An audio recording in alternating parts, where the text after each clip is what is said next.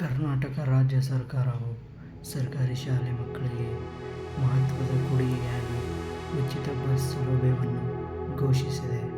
ಇದು ಮುಖ್ಯವಾಗಿ ಗ್ರಾಮೀಣ ಪ್ರದೇಶಗಳಲ್ಲಿ ಮತ್ತು ದೂರದ ಸ್ಥಳಗಳಿಂದ ಶಾಲೆಗೆ ಬರುವ ವಿದ್ಯಾರ್ಥಿಗಳಿಗೆ ದೊಡ್ಡ ಅನುಕೂಲವಾಗಲಿದೆ. ಮಕ್ಕಳ ಶಿಕ್ಷಣಕ್ಕೆ ಉತ್ತೇಜನ ನೀಡುವ ಮತ್ತು ಶಾಲೆ ಬಿಡುವವರ ಸಂಖ್ಯೆಯನ್ನು ಕಡಿಮೆ ಮಾಡುವ ಉದ್ದೇಶದಿಂದ ಈ ಯೋಜನೆಯನ್ನು ತರಲಾಗಿದೆ.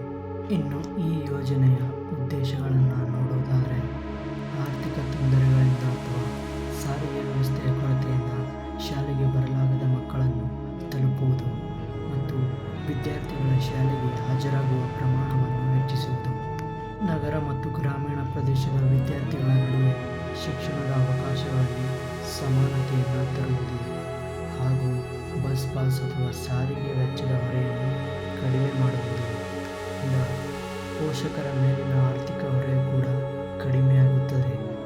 ಇನ್ನು ಬಸ್ ಸೌಲಭ್ಯದಿಂದಾಗಿ ವಿದ್ಯಾರ್ಥಿಗಳು ಶಾಲೆ ಬಿಡುವುದನ್ನು ತಡೆಯುವುದು. ಇನ್ನು ಇದು ಯಾರಿಗೆ ಅನ್ವಯವಾಗುತ್ತದೆ ಎಂದು ನೋಡುವುದಾದರೆ, ಕರ್ನಾಟಕ ರಾಜ್ಯದ ಸರ್ಕಾರಿ ಶಾಲೆಗಳಲ್ಲಿ ಓದುತ್ತಿರುವ ಎಲ್ಲ ಮಕ್ಕಳು ಈ ಸೌಲಭ್ಯಕ್ಕೆ ಅರ್ಹರಾಗಿರುತ್ತಾರೆ. ನಿರ್ದಿಷ್ಟ ಗ್ರಾಮೀಣ ಮತ್ತು ಅರೆನಗರ ಪ್ರದೇಶಗಳಲ್ಲಿನ ಮಕ್ಕಳಿಗೆ ಇದು ಹೆಚ್ಚು ಪ್ರಯೋಜನಕಾರಿಯಾಗಿದೆ. ಇನ್ನು ಯೋಜನೆಯ ಸ್ವರೂಪ ಮತ್ತು ಅನುಷ್ಠಾನ. ರಾಜ್ಯದ ಸಾರಿಗೆ ನಿಗಮಗಳಾದ ಕರ್ನಾಟಕ ರಾಜ್ಯ ರಸ್ತೆ ಸಾರಿಗೆ ನಿಗಮ, ಬೆಂಗಳೂರು ಮಹಾನಗರ ಸಾರಿಗೆ ಸಂಸ್ಥೆ, ವಾಯುವ್ಯ ಕರ್ನಾಟಕ ರಸ್ತೆ ಸಾರಿಗೆ ನಿಗಮ ಮತ್ತು ಕಲ್ಯಾಣ ಕರ್ನಾಟಕ ರಸ್ತೆ ಸಾರಿಗೆ ನಿಗಮಗಳು ಬಸ್ಸುಗಳಲ್ಲಿ ಈ ಉಚಿತ ಪ್ರಯಾಣಕ್ಕೆ ಅವಕಾಶವಿರುತ್ತದೆ.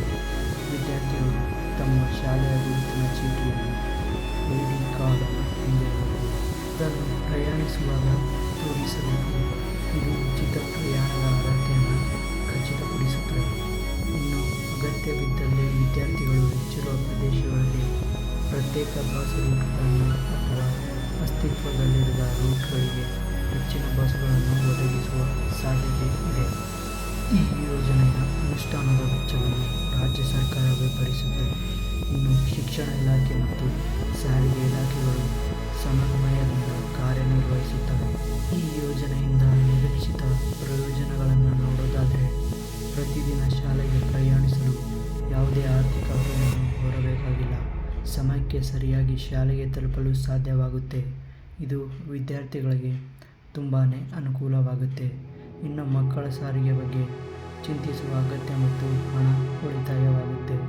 ಇದು ಪೋಷಕರಿಗೆ ನೆಮ್ಮದಿಯನ್ನು ತಂದುಕೊಡುತ್ತೆ.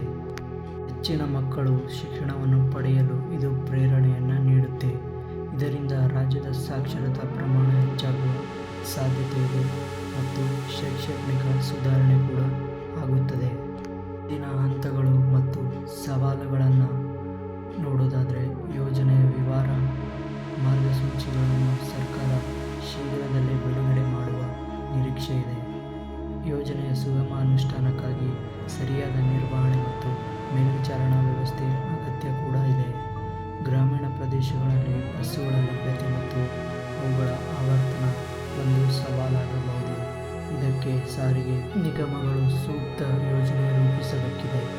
ಮಕ್ಕಳ ಸುರಕ್ಷತೆಗೆ ಆದ್ಯತೆ ನೀಡಿ ಬಸ್ಸುಗಳಲ್ಲಿ ಅಗತ್ಯ ಸುರಕ್ಷತಾ ಕ್ರಮಗಳನ್ನು ಕೈಗೊಳ್ಳಬೇಕು.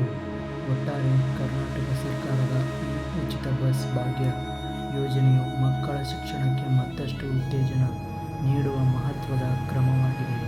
ಇದು ರಾಜ್ಯದ ಶೈಕ್ಷಣಿಕ ಕ್ಷೇತ್ರದಲ್ಲಿ ಸಕಾರಾತ್ಮಕ ಬದಲಾವಣೆಯನ್ನು ತರುವ ಸಾಮರ್ಥ್ಯವನ್ನು ಹೊಂದಿದೆ. ಇದಾಗಿತ್ತು ಇಂದಿನ ಸುದ್ದಿ. ಮತ್ತೊಂದು ಸುದ್ದಿಯೊಂದಿಗೆ ಬರ್ತೀನಿ. ನಮಸ್ಕಾರ.